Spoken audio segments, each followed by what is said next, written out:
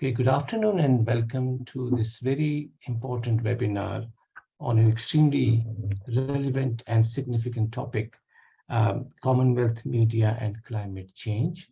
My name is Daya Thussu. I am a professor at Hong Kong Baptist University. And this particular webinar is being organized by the Institute of Commonwealth Studies in conjunction with the Commonwealth Journalists Association. The theme of the webinar is, as I said, exceptionally important given the time in which we are discussing this hugely important topic. And that is the climate change. The whole world seems to be discussing it in a beautiful place in Egypt as we speak. I'll start with what the UN General Secretary said when he opened this major conference, COP27. He said, he put it in a very stark way. He said, humanity has a chance, cooperate or perish. It is either a climate solidarity pact or a collective suicide pact. That is the kind of challenge that we are facing in terms of climate change, from droughts to floods to wildlife pollution. We've seen it all in the last few years, and the acceleration of it and the scale of it is so worrying that it requires a global response. It's also happening at a time when there is very serious geopolitical challenge in terms of the ongoing war between Russia and Ukraine and its implication to climate, also to energy politics. The so-called Cold War between the United States and China, the rise of the West and assertiveness of that rest vis-a-vis the West. So it's a very complicated scenario within which we are discussing the issues relating to environmental protection and climate change. Our focus in this debate is really from the perspective of media, how media globally treat this hugely important subject. And we are very fortunate to have a terrific panel. We have with us Dr. James Painter. We're also hoping that Roger Harrabin, former BBC environmental and energy analyst, will join us. And we have Jayashree Nandi from the Hindustan Times in New Delhi. I will briefly introduce the three speakers, hoping that Roger will be able to join us. And then I'll request them each to speak about 10 minutes, just setting up their arguments. And then we have some questions that we will put across the panelist and then open it up for discussion for the wider audience. So I'll start with Dr. James Painter's introduction. He's a research associate at the Reuters Institute at Oxford University. He is a former journalist, but now works in the academia, in the intersection with academia and non-governmental sector, as well as consultant for various organizations, including UNDP, Oxfam, etc. And he's been a visiting professor in the universities of Zurich and Navarra, among others. James has also published extensively in the field of environmental issues, and not just in the context of northern debates, but increasingly looking at what it means in the southern context. So really very privileged to have James with us. Welcome, James. Roger Harrabin, who I said has not yet joined, but I hope we will see him, is a very well-known in environmental journalism, certainly in the UK, but beyond that too. He, in fact, pioneered environmental reporting 35 years ago for the BBC, at a time when environmental stories were not considered serious journalism. His reports, particularly on climate change, helped to inform a parliamentary consensus in the UK, which led to the country's world-leading climate change act. After a very long and very distinguished career with the BBC, Roger retired last year and now is an honorary from the BBC, and now is an honorary fellow at St. Catherine's College at Cambridge University. He's very active in terms of covering environmental issues, not as a journalist, but as an analyst. And we hope that he will be able to join us. We will benefit from his extensive experience and expertise of environmental journalism. Last but not least, we have Jayashree Nandi, an award-winning journalist from India, from New Delhi, and she works for the Hindustan Times, one of the leading English language daily newspapers in India. As the largest Commonwealth country in terms of population, what happens in the environmental debates in India gets a huge importance, not just within the Commonwealth, but globally, given the scale and scope of change that is undergoing in that country.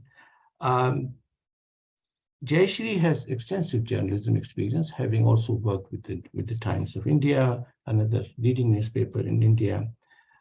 She also is a recipient of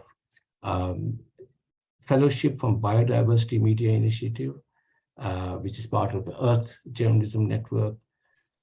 And she's also author of a book, which is also related to environmental issues. So very welcome, Jayashree.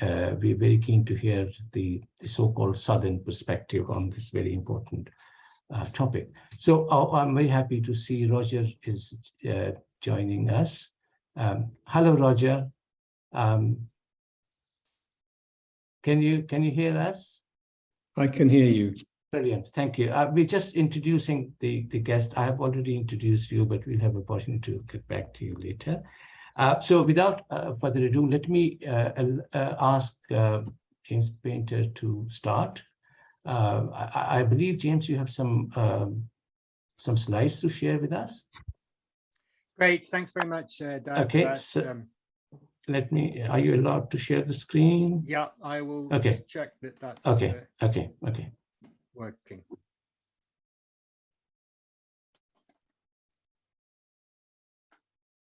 Yes, brilliant. Can you all see the screen okay?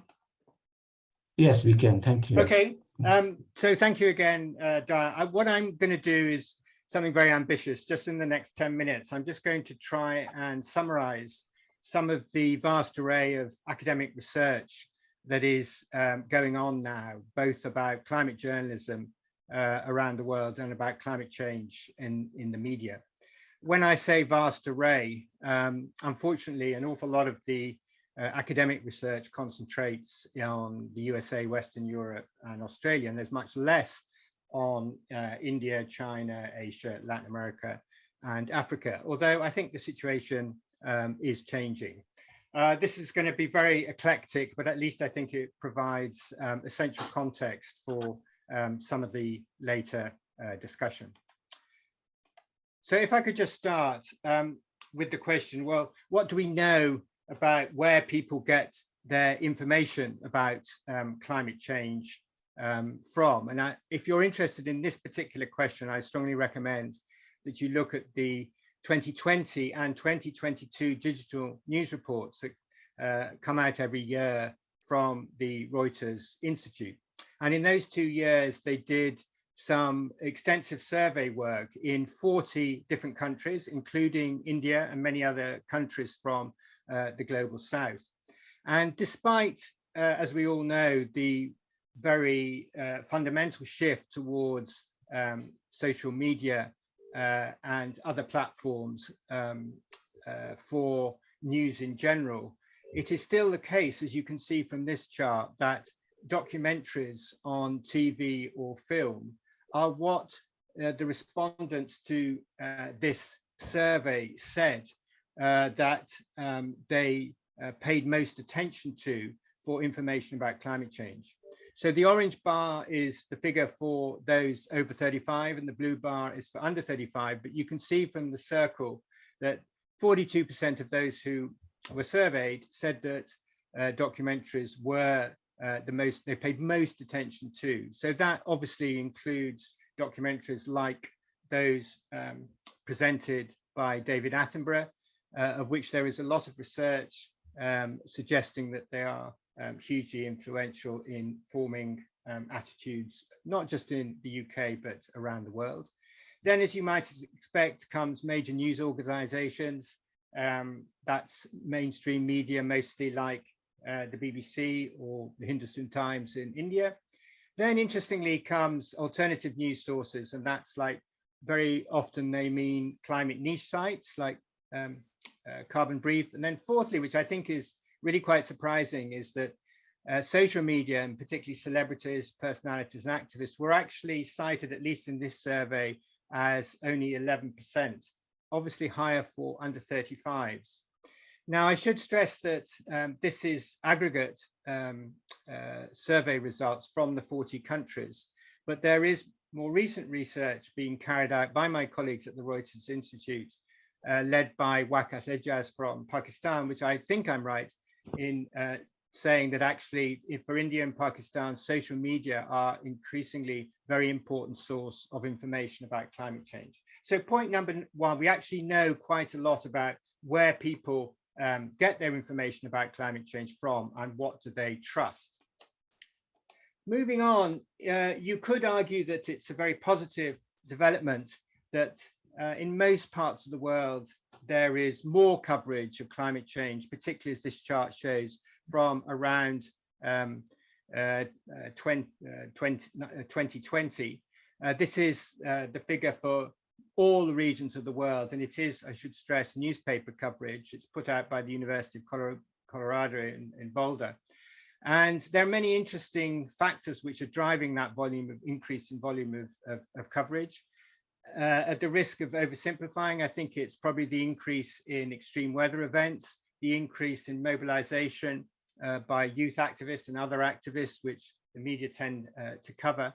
But I also think from the media side, in some countries at least, more resources are being put into covering climate change. And some media outlets in the global north are actually for the first time have climate correspondents.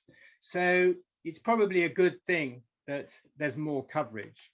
These charts also break down the volume of coverage by country. This is the one from India.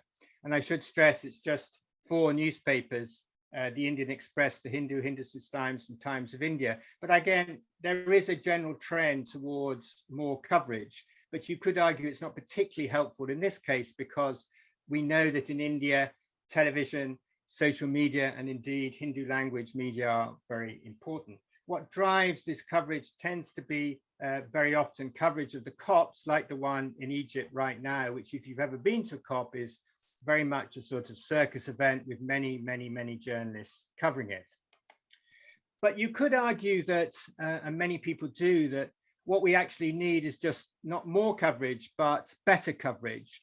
So there's an interesting discussion to be had about what do we mean by better coverage. And here's just one example from some recent research, which was led by Saffron O'Neill at the University of Exeter, around how the media cover extreme weather events. This was a particular example of the heat waves in 2019 in 5 European countries. And the argument here is that in terms of the visuals accompanying the reporting, what we found that there were many pictures depicting broadly the theme of fun in the sun, i.e. people having a great time on the beach or licking ice creams or playing in fountains. And the argument is that particularly heat waves have very negative effects for very vulnerable populations in Western Europe, and there weren't many pictures depicting that. However, in this article by Saffron, she actually looked anecdotally at some of the coverage of the Indian heat waves, and she found that actually there was more sort of responsible illustrations showing the hard times suffered by laborers and other negative impacts of that heat wave. So this is one issue. How do we cover extreme weather events, both accurately from a scientific point and visually to depict not just the sort of positive aspects, but the negative aspects as well? Another issue that a lot of people discuss about in research is, has there been a shift away from what people call the doom and gloom narratives around climate change, which very crudely expressed, research seems to suggest that for some audience, or indeed for many audiences, leaves you with a sense of helplessness. And there's been quite a big shift towards journalists or media outlets covering more of the solutions, either at the individual level, city level, or business level, which the argument goes are more helpful for engagement and personal behavior changes. There are also, of course, many different differences between countries about how they frame, as we call it in the academic world, how they select certain aspects of the climate change story and leave out others. This is one example of a recent study that came out last year from 2006 to 2018. And you can see that on the left was the coverage of the global south, which, as you might expect, had much more emphasis on the impacts of populations in their countries. And on the right, you can see the coverage from the global north, which, yes, covered the impacts, but had more on the climate science and the causes of climate change, and to a certain extent, the solutions. I can't possibly summarize simply the different frames, but if we think about India, and I'm sure Jayashree will say more about this, historically at least, climate change in the Indian media used to be seen through the lens of nationalism and suggesting that the country's development is the priority, and it was the responsibility of the global north to make the sweeping cuts. I think that's changed. I think there's more diversity of framing in the Indian media now, but it would be one of the issues that I think would be helpful to discuss. Finally, some other issues that gets quite a lot of discussion in the academic world is, what is the evidence that journalists who cover climate change are becoming more advocates than reporters, crudely expressed? And if they are becoming more advocates, in what sense are they advocates? Are they campaigning? Are they supporting NGO work? Or are they more generally in favor of taking action? The second issue, again, which at the practical level has got quite a lot of traction, is, should it be the case that the climate change issue comes out of the ghetto and isn't the prerogative of just environment and science journalists, but all journalists covering different beats like sport, business, health, migration, should be aware of the links to climate change and should report them. The third factor, which isn't so much an issue for India, but it's certainly a big issue in the US, UK, and Australia, is whether climate skepticism is declining in the media. And if it is declining, is the nature of it changing away from questioning the science of climate change towards questioning the response and the policy options to tackle climate change? And fourthly, just to throw something else out, there's more and more research now on the importance of how you visualize climate change, not just the example I gave of fun in the sun, but given the extreme importance of social media platforms like TikTok and Instagram, particularly amongst younger people, and the evidence that we know that the biggest driver of social engagement and sharing on social media is visuals. There's more academic debate, at least, about what sort of visuals have what sort of effect on audiences. And it's a very, very important issue to think about, not just text. If you don't know about these initiatives, a couple of resources to finish. There's the Oxford Climate Journalists Network, which offers very interesting courses and discussion groups around climate journalism, and just released last week an incredibly interesting and important Global South climate database, which lists large numbers of experts from the Global South, both in areas of science, but also policy, which has been missing in the past when journalists in the Global South need to get good access and quick access to reporters. So there you are. There's some quick thoughts to help shape the discussion. If you want any more information on that research, then do email me, and I'm very happy to send you a reading list. Thanks very much. Thank you, James. That's a terrific start for all of us, because you've set the broad picture very, very clearly for us to follow. I'm sure there are several questions and comments. We'll wait for that. I'm going to move on now to Roger Harrabin, who is, it's no exaggeration to say that he is the guy who actually pioneered environmental reporting in the UK. Certainly in the UK, I mean, every morning you turn Radio 4 Today program and you hear his voice, and he's not a reporter, he's analyst, which is, so we're very much looking forward to that analysis. Roger, the screen is yours. Sorry, I missed your question. No, there's no question. I'm just asking you just to make some general comments. I was saying great things about how wonderful you are. No, okay, I caught that. Thank you very much. I mean, I should stress that I've now left the BBC, which means for the first time in 35 years, I can tell you honestly what I think. And I cannot tell you what a relief that is. I thought James's presentation was fantastic, and I think the easiest thing is if I pick up on that and follow the template he's laid down. So first of all, he talked about the visuals on heat waves. This is something we've had a massive problem with in the BBC, and only recently have we managed to get editors to take it seriously. The problem is that they are the best pictures. Pictures of kids playing, splashing about in water, jumping into fountains, getting wet. They are the best pictures. And I have sought, when I was working for television, I have sought out pictures of people who were struggling with the heat, particularly in old people's homes, for instance, and you can't get in. So if some sort of care home is bad and overheated, then they don't let you into film. If they do let you into film, it means that they're really good and they're bringing their residents ice lollies every half an hour. So it's a big problem, but it's one I think the BBC is starting to tackle. Now on the doom versus solutions metric, I mean, I've been doing solution stories for so long, and our audience likes solution stories. Our audience research shows consistently that the audience does not want to be frightened all the time. It wants to see that there are solutions.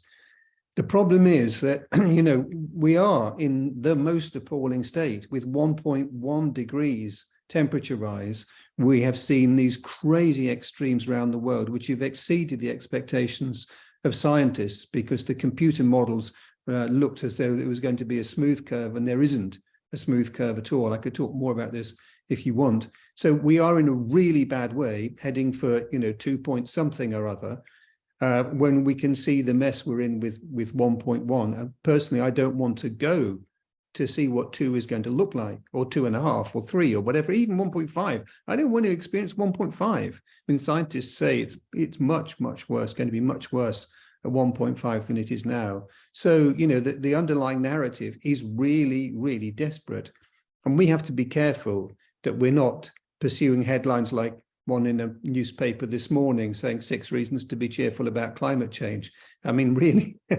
And it was a good article, actually, and a responsible article, but the headline writers felt that they needed to do something to make it sexy. And there really are not very many good reasons for being cheerful about climate change, which leads me on to advocates. I don't really know what it means to be an advocate or not to be an advocate.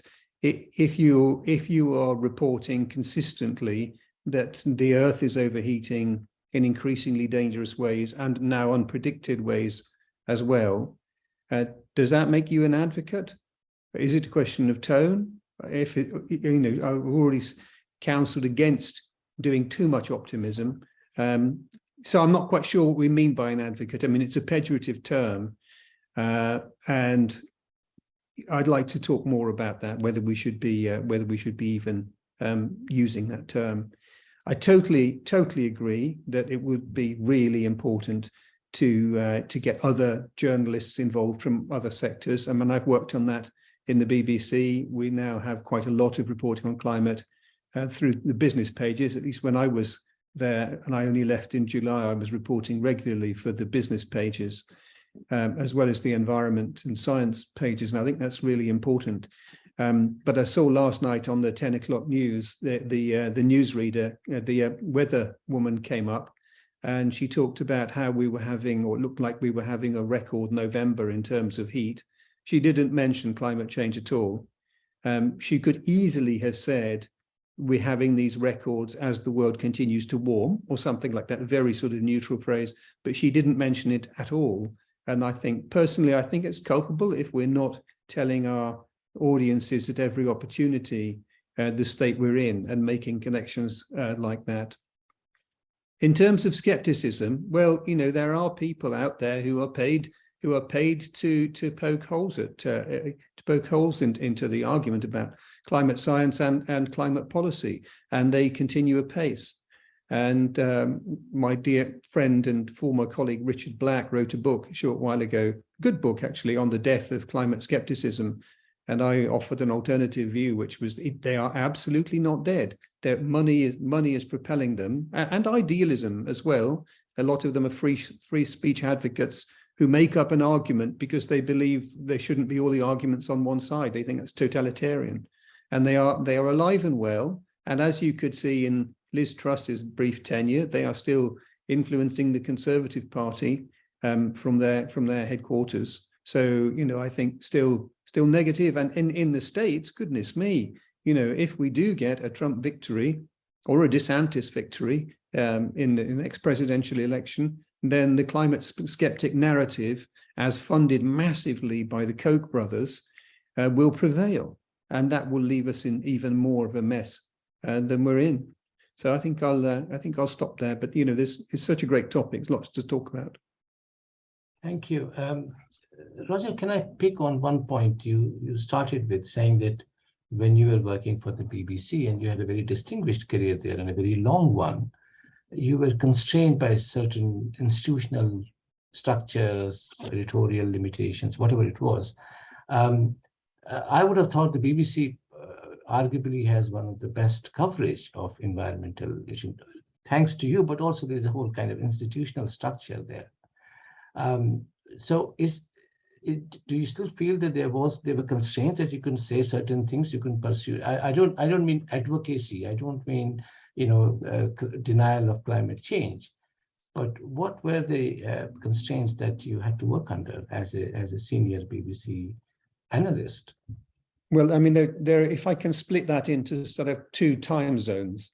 More recently, I mean, I have been increasingly pessimistic about our chances with climate change since we've seen this slew of extreme weather events not forecast properly by the models, and by talking to senior scientists who have consistently said now for several years, if you talk to a professor, whoever it might be, and more or less all of them would say that they are actually scared by what's going on. Now, they won't use the scared word. Actually, I've got a piece, and if you Google Harrabin scared or scary, you'll find it. I wrote a piece for The Guardian on this. They typically won't use the scared word because then they'll be accused of scaremongering and of being activists. And I have wanted to be more frank about how alarming this situation is, and I've reined back. I don't want to talk too much about that. But I could go back, I could flip back to many years ago when, I guess 25 years ago, I was doing a lot of reporting. A lot of my reporting has been on the cutting edge. I've tried to stay in front of trends, which means I've been consistently bringing new topics to the audience. But in the earlier days of my reporting, you know, I was reporting about cars and planes and factories and all sorts of things. When it became clear to me that the global meat industry was also a massive problem, maybe 2.5 decades ago, perhaps. At that time, I was under consistent pressure from climate change skeptics who were writing to my editor, writing to the Director General of the BBC, trying to bring me down, calling me a scaremonger.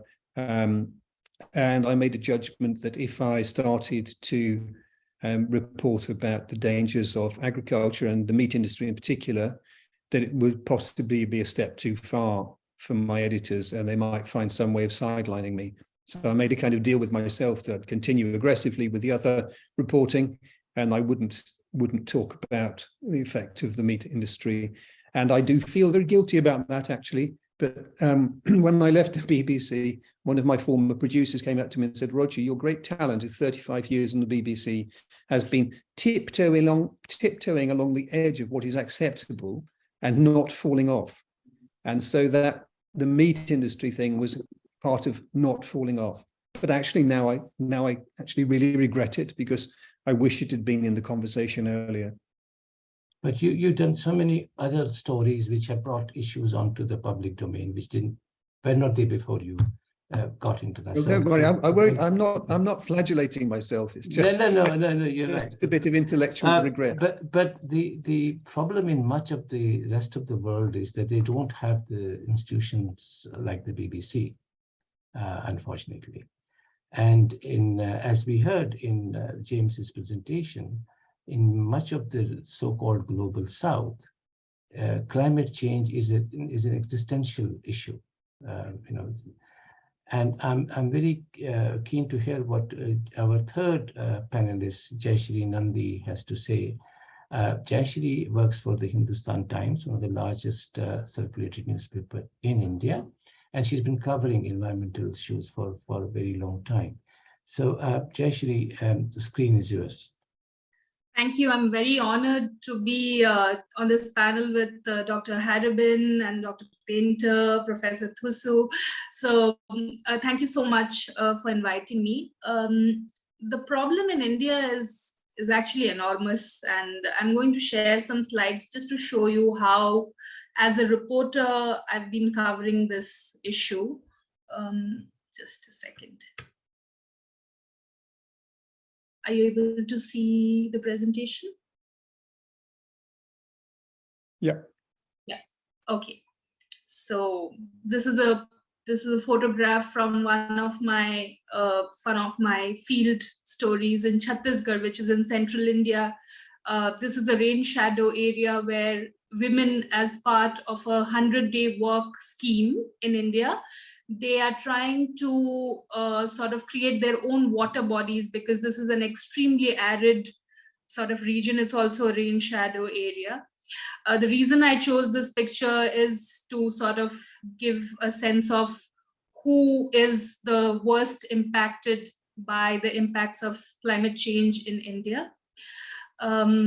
So at Hindustan Times, in the past few years, we have sort of seen that the number of extreme climate events has gone up drastically. And it's just that it's during the monsoon, it's almost every week that we see either floods or cloudburst events or extreme landslides killing hundreds of people. And that's when our editor sort of decided to write this editorial where he says that we should call it climate crisis instead of climate change in our stories. I was very, as a reporter, I'm very lucky that I have a team of editors who support and understand the issue and are also very interested in what's happening on this issue.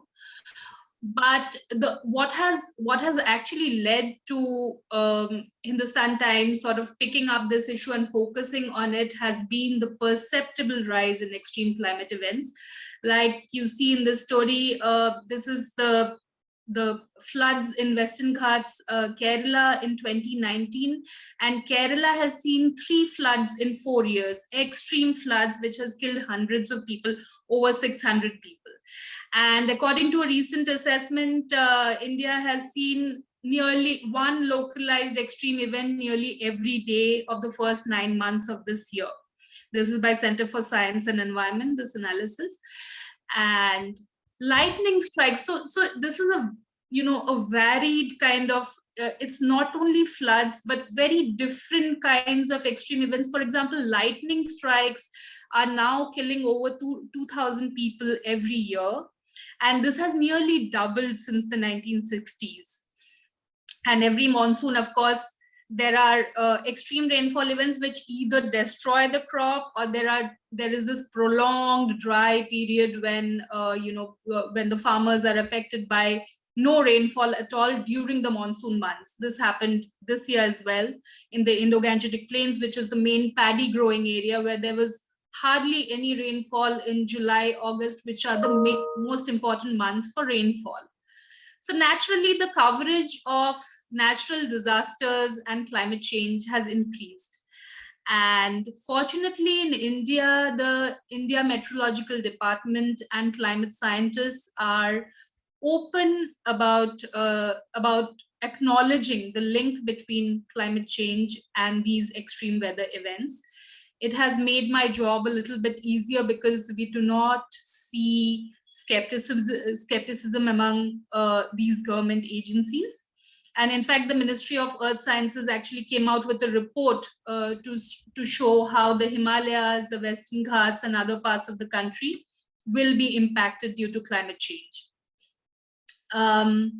Like I said again, that we are seeing sort of these events very frequently. Warmer Arabian Ocean in 2020 led to extreme rainfall in August, and then how a normal monsoon in India is actually an abnormal monsoon because we have such a large country. It's a subcontinent, and different parts of the country are either getting extreme rainfall or not getting any rain.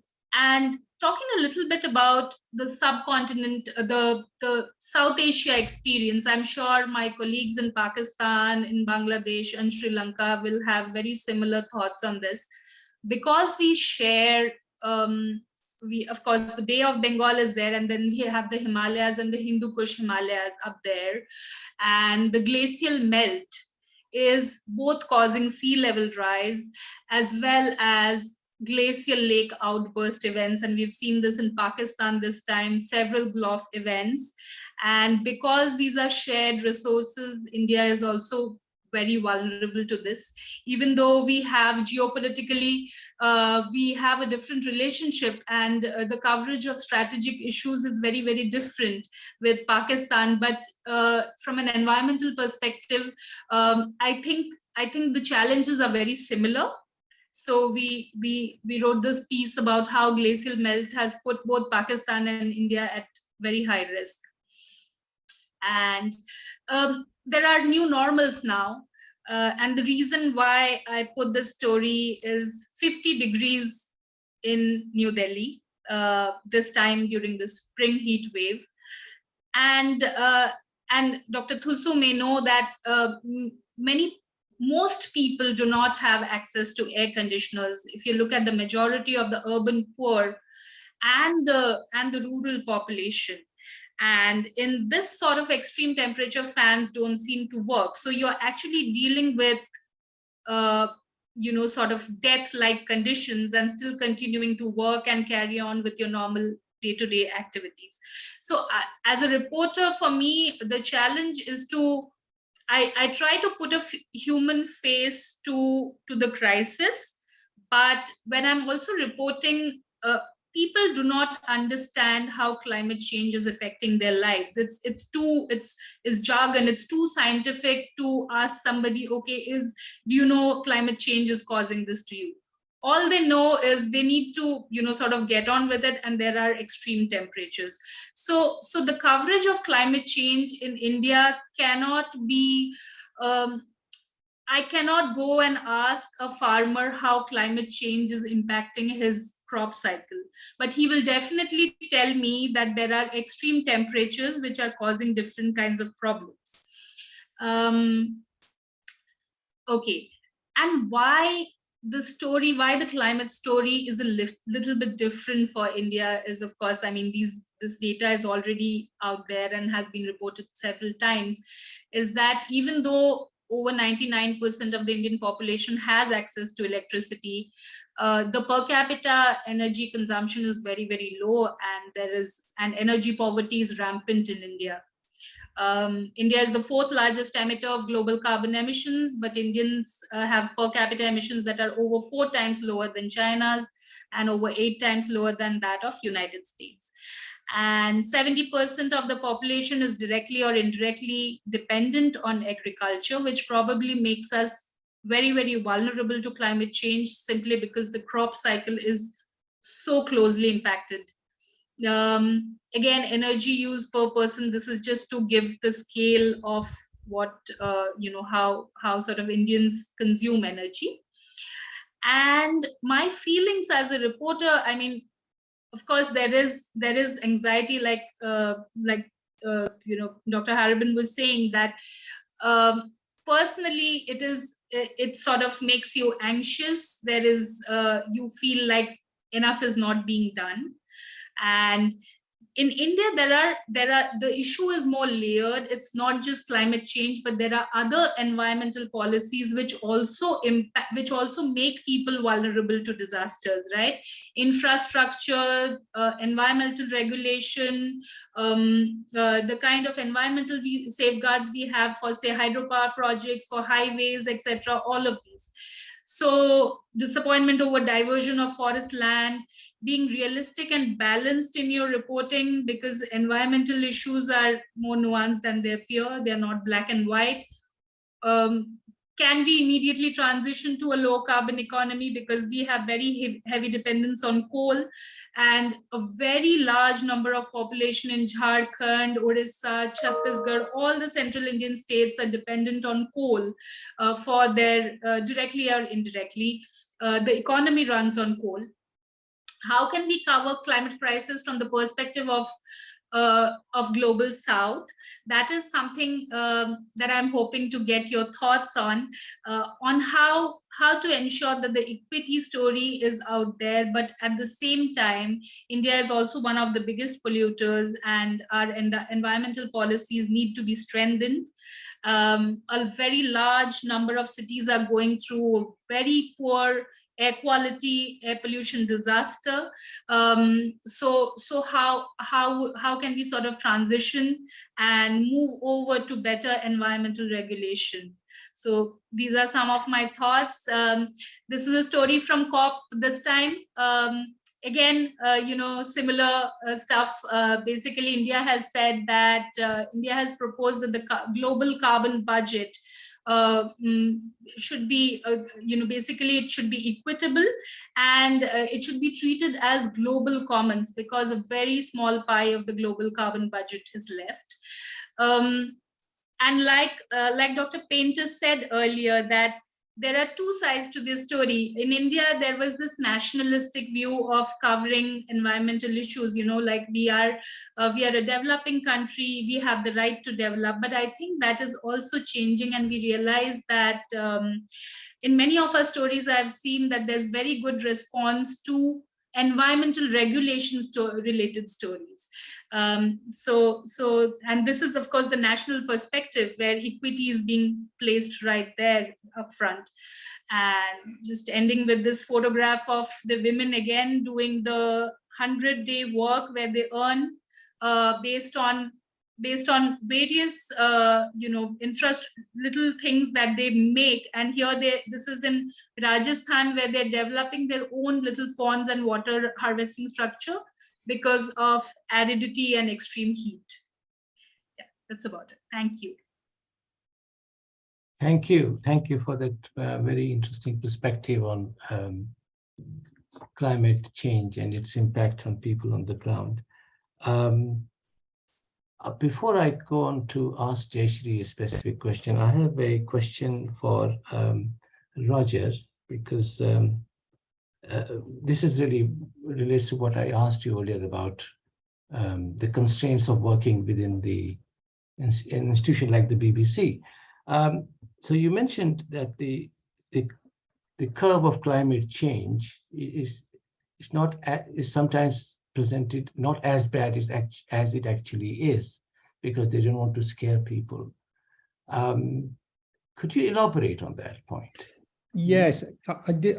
I think you may have conflated. Because it's also, how does it work? How does it work around the idea of public service broadcasting, where they are not for commercial reasons, we are there to educate, enlighten, inform people? Yes, I think the thing about the curve was really a curve of CO2 projections and matched by what the effects would be on global temperature. So that curve, if you look back at it, has been smooth. It looked as though it would be smooth. What it didn't take into account is the vastly different rates at which different parts of the planet are changing and the potential responses to that.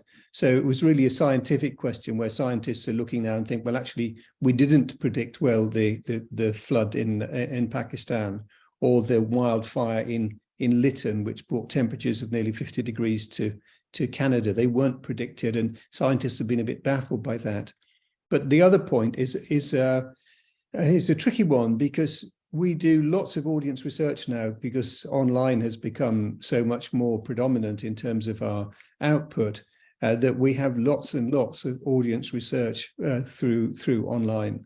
And it's really clear that people don't want just a diet of doom and gloom. And I think, you know, there is, I mean, we don't, if people don't want to be frightened, then we don't want to frighten them. And there is a balance between telling people what they need to know and allowing people to have some agencies to avoid a diet of doom and gloom. And I think it's just it's a difficult one, which we're figuring out all the time. Thank you. There is I mean, as we discussed this in Egypt, there's a lot of very interesting conversation taking place. I have not been keeping up with what else is coming out from there, because there's a lot of stuff coming out.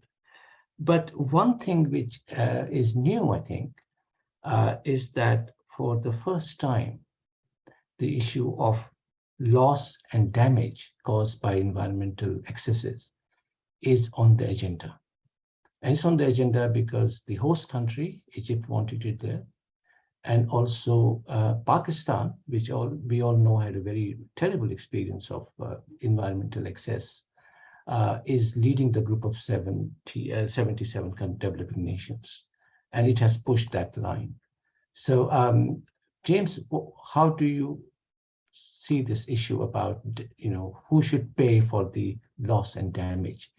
Is it the responsibility of the first world because it is the primary polluter and has a long history of polluting the planet? Or is it the responsibility of emerging powers, China, India, Brazil, etc.? Or is there a third way? I'm not sure I'm the right person to have a really informed opinion on this. I'm a media research scholar.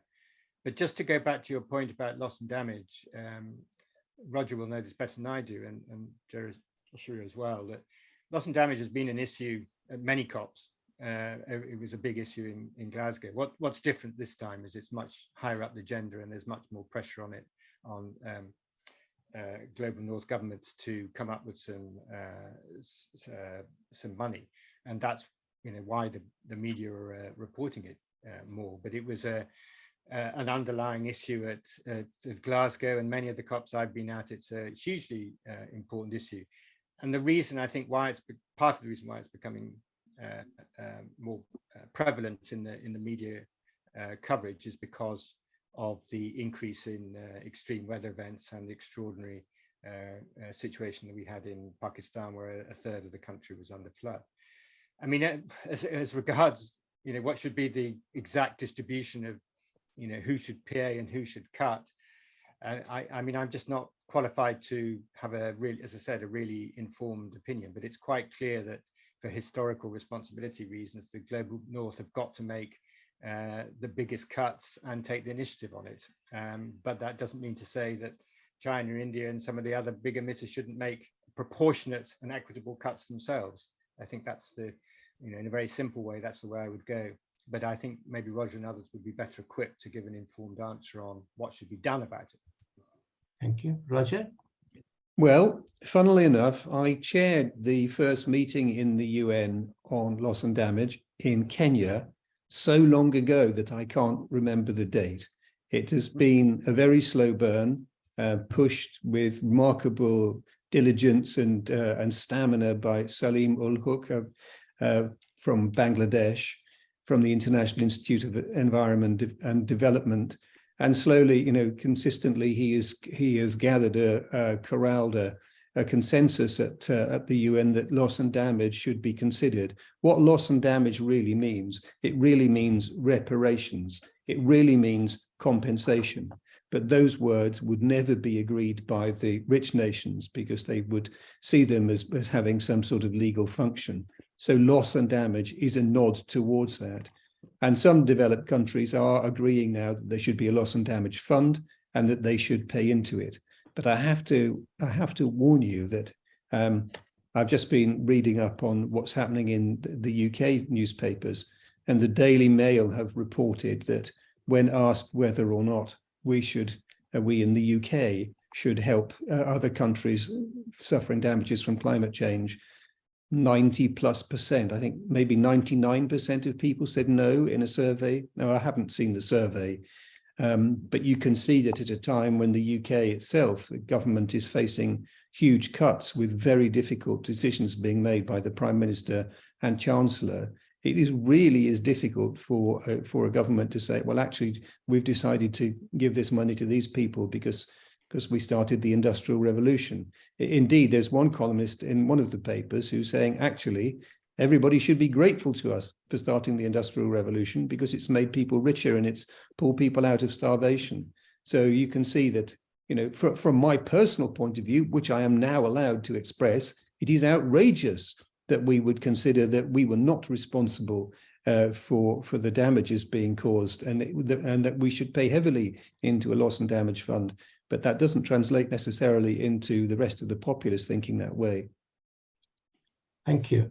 Jayashree, presumably in India, this is a big media story in terms of whether it's reparation or compensation, whatever phrase is used, but the argument presumably is quite prominent in the analysis, is there? Yes, it is. It is a big issue for India because the Indian government, before leaving for COP, said that it is one of the priority areas of work at COP27.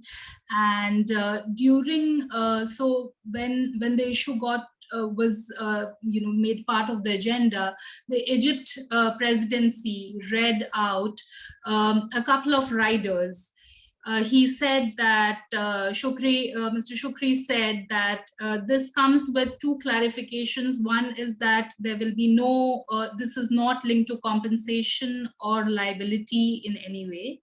And this matter will be discussed in a spirit of cooperation. So that has sort of weakened the issue a little bit, but there are various. So yesterday and day before yesterday, there have been some announcements about loss and damage funding and about Scotland announcing some funds, and then a couple of other countries also announcing. But I think the main issue would be when climate finance itself is not coming through.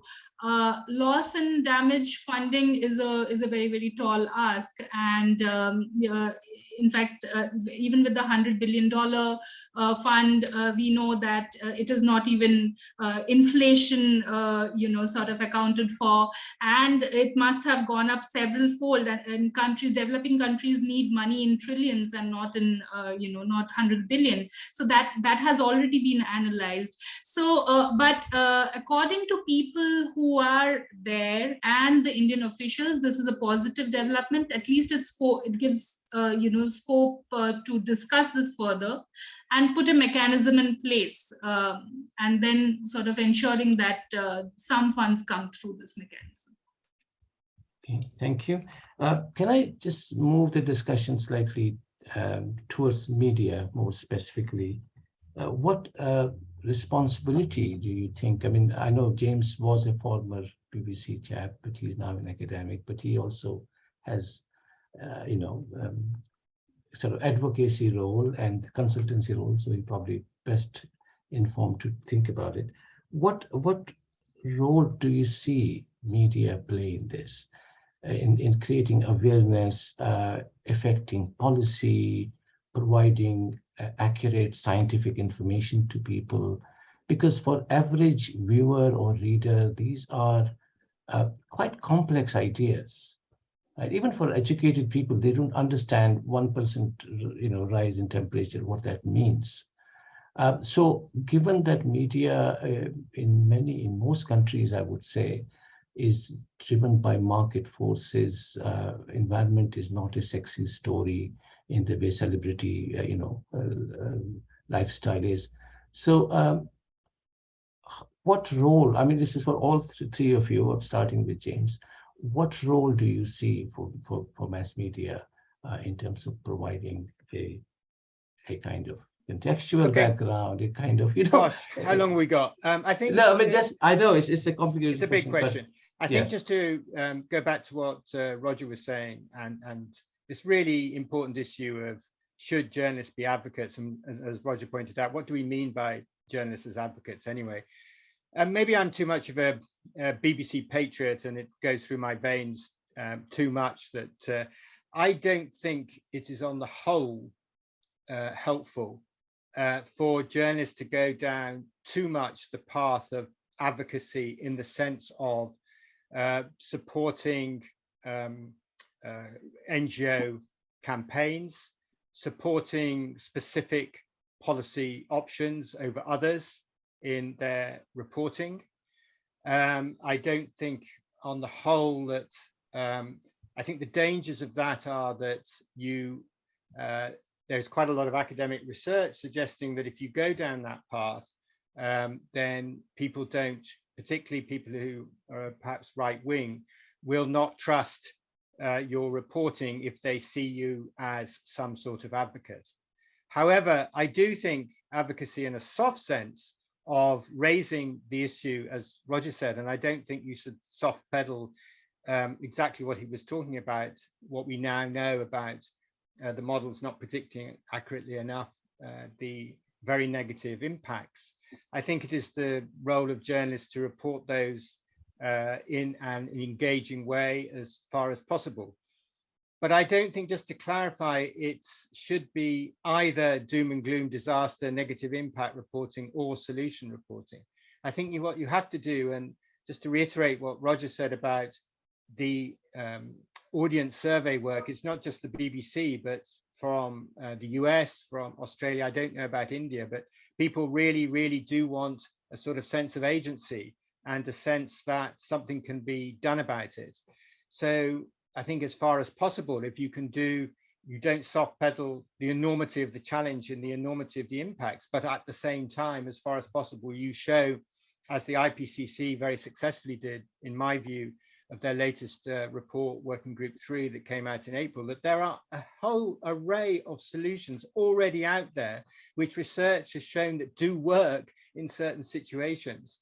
And if you can highlight those solutions as far as possible, as well as highlighting the enormity of the task and the enormity of the negative impacts, then you are doing a great service to informing people well. But just to reiterate, I think if you go too close to a narrow sense of advocacy in the sense of supporting specific campaigns or supporting specific policy actions, I think that's a dangerous path to tread. So that's how I would summarize, but there are, of course, huge nuances, but that's the way I would try and generalize it. Thank you.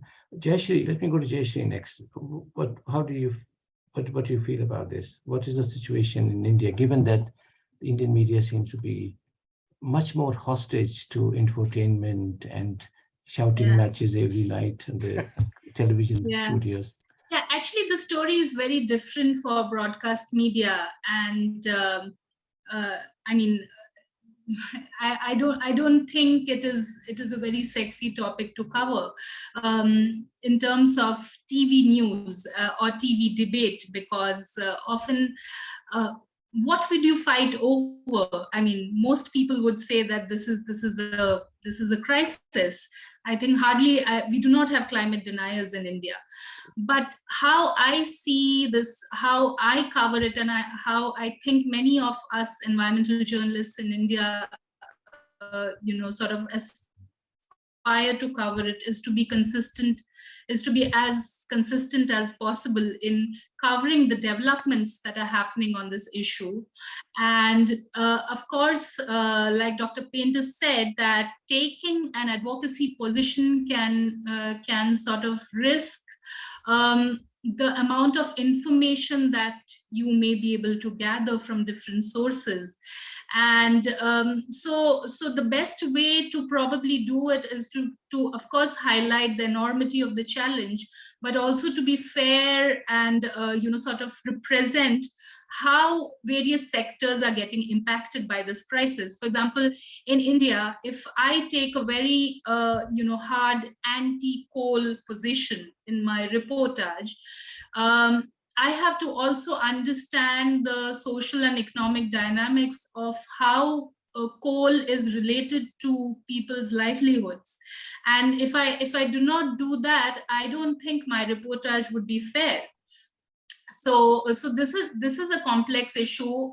Personally, I try to be as honest as possible and to report on the developments, showing which communities are likely to be the worst impacted and what are the mechanisms for them to strengthen their resilience or to help them sort of deal with the crisis. I think that when it comes to solutions, I think that is something that all of us can do, because there's nothing to contest about. It's very clear that there is one section of society that is disproportionately affected with no means of adapting to this problem, and they need help very urgently. So that's how I see it. Thank you. Now, Roger, you have actually done a lot to bring environmental issues onto the national agenda. What more can journalists do? What more can media institutions do to make it more of a major issue for people who really don't? I mean, we are discussing it, academics, maybe NGOs, maybe government officials, but it is not a dominant theme in the media. So how do we raise it? It isn't. Well, I mean, I want to talk about another form of advocacy, which is in an organization like the one I was part of for 35 years. I did a lot of internal advocacy, trying to get climate change onto the front page of the website, in lead slots, onto the key bulletin slots, onto the television, the main news. And so I think that is entirely appropriate. We have a massive story, which will affect us all, and even more so our children and grandchildren. But because it's slow in unfolding, and long-term perspective, and because basically the story is the same as I started reporting 35 years ago, it's changed somewhat, but the underlying story is the same. It really is tough to just keep making the case that we have to do it. And climate change is in a completely different category. We've got the war in Russia. We've got terrible cost of living problems, economic problems. But climate change is a completely different order. But when it comes to, when you start looking at what's on the agenda for the news, I'll tell you a story from Glastonbury, the Glastonbury Festival in the UK, where I host events in the summer. And there was a woman there from a radical green group who said, well, why don't we have a climate change leading the bulletin every day? And I said, well, okay, I'm going to make you the editor of the BBC 10 o'clock news for the day. I'm going to bring you a suite of stories, which is, one is Bolsonaro loses in Brazil, and that means the Amazon may be better protected. 2 is the cost of living crisis has gone up even further. 3 is a massive accident in central London, which has caused hundreds of people to die or something like that. I'm going to say tens of people to die. Let's make it realistic. And then the last option I'm giving you is England beat Germany to win the World Cup. Which are you going to choose? And she wouldn't answer. And there is this ongoing problem about how climate change fits into the news agenda. And in terms of how we carry it forward, well, I've become increasingly anxious over the years to talk about the role of embodied carbon, the carbon that's emitted in making our cement and our steel and our plastics. Very hard to do that because there aren't any pictures. If you go to a television editor and say, I want to film this steel and this concrete, I mean, it's not very appealing. So I've gone to the extreme state in a documentary looking at climate solutions where I've commissioned 5 artists I've commissioned artists to do 5 sculptures based in the main carbon intensive materials. They're on display now at a place called the Eden Project, which is sort of eco attraction. And alongside them are stories about how zero carbon steel is now being achieved, how zero carbon cement is now being considered, the efforts to move away from carbon in plastics. So they're all kind of optimistic, but unfortunately, and here I go back to something that was said earlier, there are all these solutions out there, but typically from the invention of a useful invention on climate change or anything else for that matter, it would take 30 to 40 years to get into a situation where it was really in a mass market. And we don't have 30 to 40 years. And so, you know, there are all these great ideas out there for tackling climate change, and we should get ahead with them. But we mustn't fool ourselves into thinking that they will in time be able to play a major role. So solar and wind have, but we've been developing them since the 1970s. And all these smart inventions coming out today, they won't be having a major impact for decades to come. And, you know, we need to cut, well, the UN agreed that we need to nearly halve emissions by 2030. And I would say that given the extreme weather we've had, the extreme incidents we've had, that itself is too soft a target. And we really need to do even more. We can't, but we need to. Okay. Sorry to interrupt, but just something that I think Roger mentioned, which I do think is really important. It's a very important takeaway. It's this idea, if you're thinking how can we, you know, increase the coverage of climate change to make it relevant to people's lives?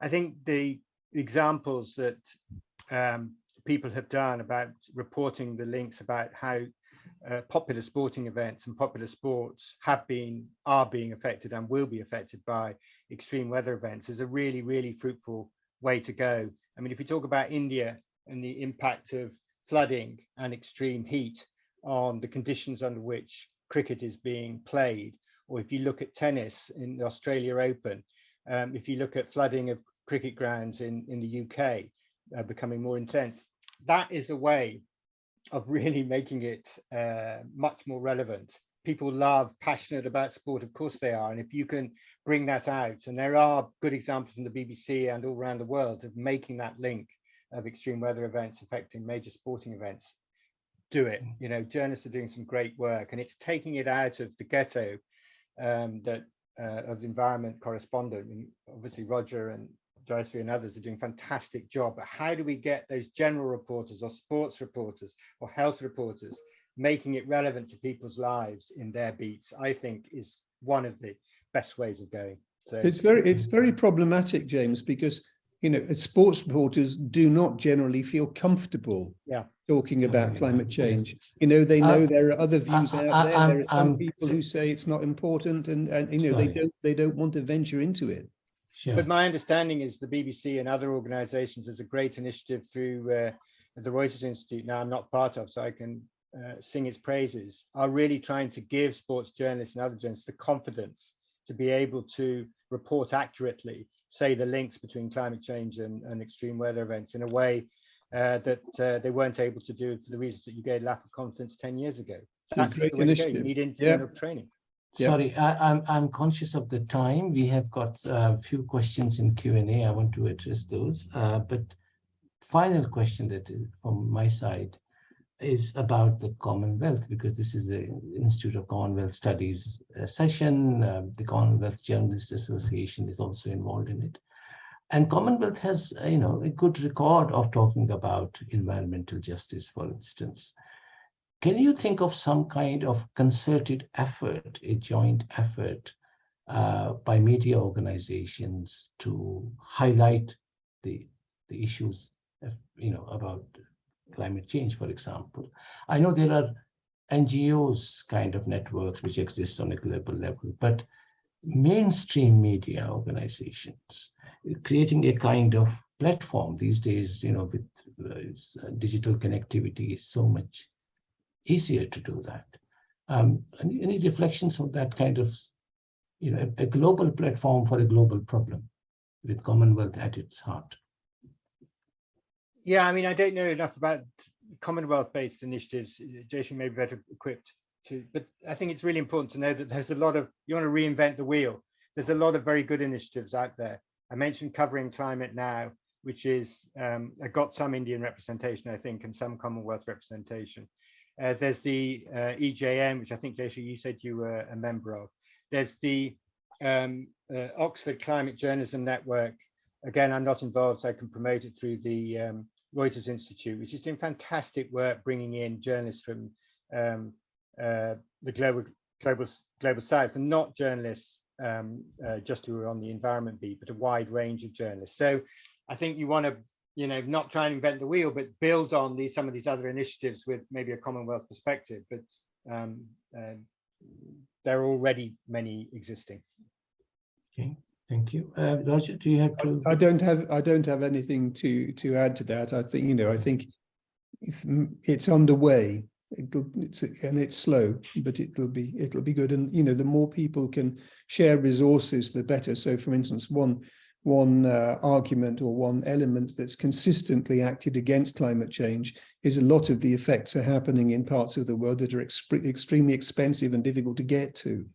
So if we could have more pooling of resources, particularly in television, I think that would be helpful, although I'm sure efforts like that are already underway. Jayashree? And we were discussing about how the broadcast media in many parts of South Asia are not very interested in the issue of climate change.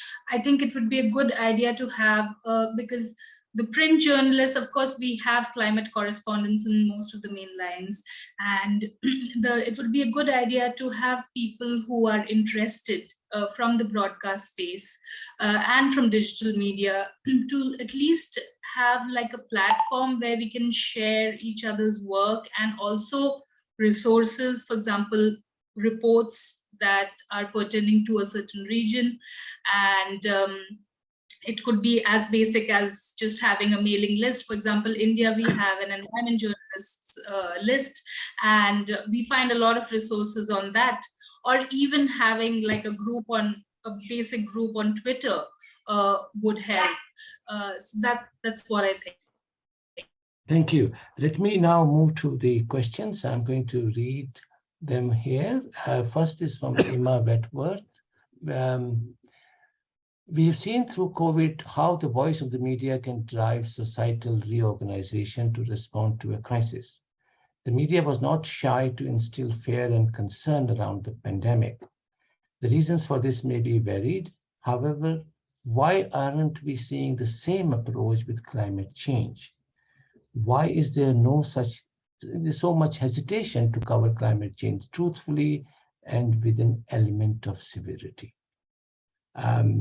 It's not specified general question. I'll just read another few and then we can respond. Whoever wants to respond. Second question is specifically for Roger. Agreed that the solution story should be put forward. What kind of solutions are required on an urgent basis? That's from Raini. Alan Azevedo has a question again for, I think it may be in response to what James said. How do you think that the media is approaching the Football World Cup in Qatar and the climate impact of the games? And we have Raini again. This is for James. There seems to be an imbalance in realizing the negative impacts of the climate crisis. Some quarters are able to see the urgency, while the others are not yet ready to acknowledge responsibilities for changing the situation. What can be done to decrease the gap? Big question. And finally, our own Kiran Hassan, given the climate crisis threatens many countries within the Commonwealth, do you think a collective, I've already sort of covered, we discussed that, right? To raise awareness. So who wants to start? Roger?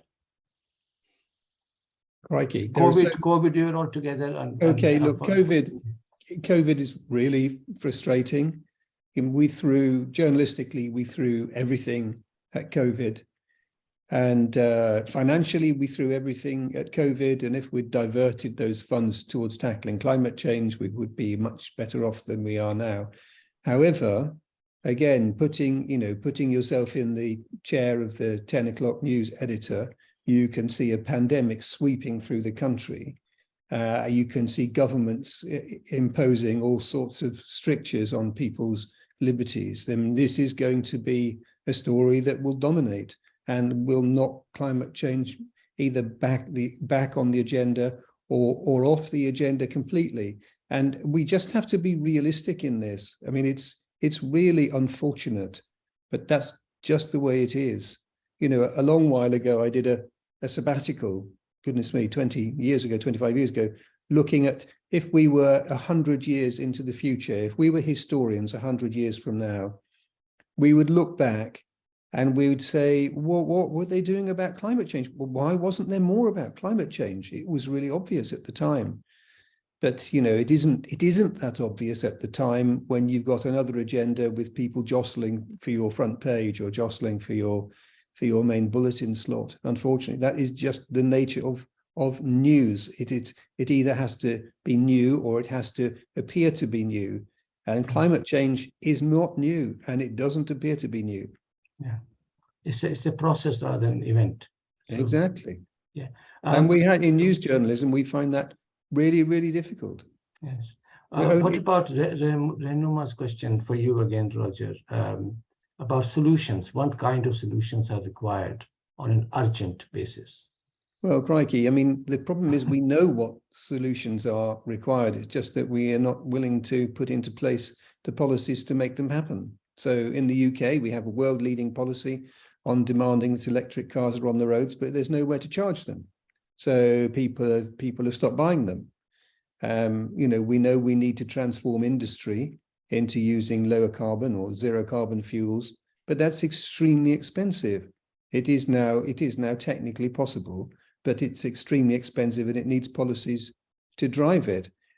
We know that individuals can make a difference. What car you drive, whether or not you drive a car at all, whether you walk or cycle, whether you eat meat, if so, what sort of meat, whether you fly regularly or indeed at all, and many other things we know which you can do. Whether you wear a jumper indoors in the UK in the winter, which some people object to because they see it as some sort of derogation of human rights. You know, the government could make suggestions about all of those and about saving energy. It chooses not to because it believes its people shouldn't be nannied. But sure. So there's loads and loads of things that we could do. We're just choosing not to do them. Okay, James, the next question is for you. Yeah, I'm just looking at the question just to make sure I understand it right. I think I would answer that by making 2 points. You're absolutely right that if you look at the research on audience awareness, perception, attitudes towards climate change and their attitudes towards the need to take action, there's a huge variety of responses in most societies. And most of the research that's carried out by academics and social psychologists uses an approach which we call audience segmentation. And I don't want to sound too technical, but it's basically people's approaches to climate change is usually driven by the values that they have and not the lack of information about climate change, for instance. So if you're thinking about what on earth do we need to do to make people want to take action and to accept responsibility, I think in very crude terms, the more nuanced approach, if you're thinking more from an NGO or government communication capacity rather than the media, the more that you can think very carefully of what audience you want to respond to the climate change challenge and with what prompts, the more likely you are to be effective. And I will leave it like that. What the media are very good at, and again, study after study shows this, is what we call agenda setting. In other words, if there's a lot about climate change in the media, then more and more people will think that this is an important issue. They won't necessarily, it won't necessarily change their view about climate change, or it won't necessarily change their view about whether we have to take action and whose responsibility it is. That's due to all sorts of other societal influences. But the media are very good at affecting what people think is important. And there are many, many studies showing that if there's a lot of media coverage, then people will think that is an important issue. It won't necessarily determine what they do or think, but it does put it much higher up the agenda. So those are the 2 points I would make. There's also a question about World Cup in Qatar and climate impact. Does anybody want to address that? I haven't actually looked at that closely. I'm sorry, Roger or Jayashree may have done. I haven't either. Okay, let's then move on. Mark Robinson. The Commonwealth is very active on climate change issues and does a lot of effective work, as it should given that 33 of its 56 member states are threatened by rising sea levels. The problem is that the global media is not that interested in Commonwealth activity, but that might be worthy of a debate itself. But Commonwealth has a lot of global media. I mean, Britain has still, BBC is a global player. So I don't know why, but that's what we've been discussing. And we know why it doesn't get the kind of coverage it perhaps deserves. Because as was mentioned, it is more a process rather than spot news. And spot news gets covered, but we don't get into the detail of why that pattern is emerging. Nicholas, this is for James. Riley Dunlop's book is about, these Koch brothers who are very much into the, climate deniers. They're behind it. So, Ani, James, do you have any comment about? Yeah, sorry, I think it's a very specific brothers? question. I think the easiest thing, Nicholas, if you send me your email, I'll send you some reading specifically about the Koch brothers and their having financed a number of really significant denialist groups in the US. The recommendation I made, you're right, is more general, but there are some investigations in more detail of what the Koch brothers have done, and I'll send you that if you just put in the chat your email. I think New York Times also did an expose. Yeah, there's some journalism exposés as well. Yes. There was a very good 3-part series on the BBC recently, which I believe will probably be written up online. It was called Big Oil versus the Planet, and it revealed something that I didn't know. I knew the Koch brothers have set up or helped to fund several organizations that were climate deniers under the pretense of being think tanks. What I didn't know was the extraordinary lengths that the Koch brothers had gone to use their financial power to influence selections for politicians for the Republican Party, where they basically said, okay, you either take this agenda, which includes climate skepticism, or we will fund your rival in the primaries. And I was really shocked to see how pervasive that had become and how far their money has tainted the attitudes of the Republican Party, where it used to be considered to be perfectly normal for a Republican, thinking of John McCain, for instance, a leading Republican, could be also extremely concerned about climate change. Now you are not allowed to be concerned about climate change, otherwise you will get defunded. In fact, somebody will be paid to campaign against you. Okay, I'm conscious of the time, the clock is ticking. William Crowley has some comment about Jayashree's approach. Jayashree's approach of urging preventive measures and discussing solutions at the same time. Jayashree, do you want to, do you have a comment or? Yeah, so what I was referring to was that, there's been a lot of talk about how solutions journalism can come into this. And I think that one way we could talk about solutions is to discuss what are the measures that can very practically help people. I mean, it's a human story. I mean, we've always looked at policies and what are the developments that are happening, what are the announcements that are happening. But if we sort of focus more on what are the practical solutions or policies that are being implemented to ensure that this sort of directly helps people adapt to the extreme climate events, I think that is also a kind of solutions journalism. And in India, for example, we focused a lot on early warning systems. There are certain events which are so extreme that the scale of those events are sometimes not even the IMD says that it's just not possible to forecast these events.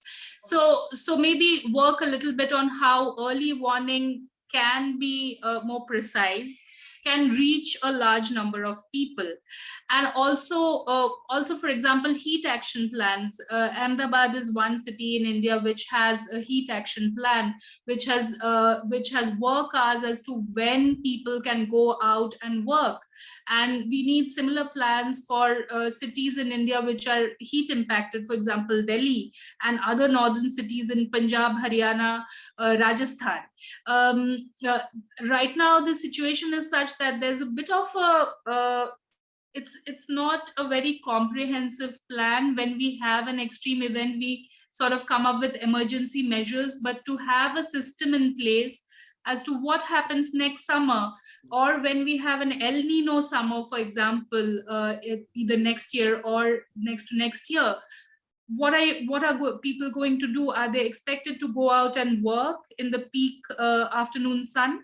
So these are certain things that we are sometimes working on as part of our stories. But I was just saying that these can sort of help both in terms of adaptation and solutions journalism. Thank you so much, Jayashree, Roger, and James, for a fascinating discussion. And your insights very, very valuable. I'll just hand over now to Professor Onslow to close the webinar. Thank you very much indeed, Professor Thussu. And my sincere thanks to all our panelists, to Dr. Painter, to Mr. Harrabin, and also to Ms. Nandi, for your very frank engagement with critical issues that confront media on reporting on climate change, and for underlining the long-term battles that you have fought in this particular regard, covering the questions of problems, constraints, and challenges from an institutional point of view, from a professional perspective, and also from the perspective of the Global South. And thank you for emphasizing media's role in agenda setting, and where critical analysis can and should sit, and the place and opportunities of solutions-based journalism. So we are enormously grateful for your expertise and your contributions, and in highlighting the importance of the crisis of our times and of our futures. And thank you very much indeed on behalf of the Institute of Commonwealth Studies.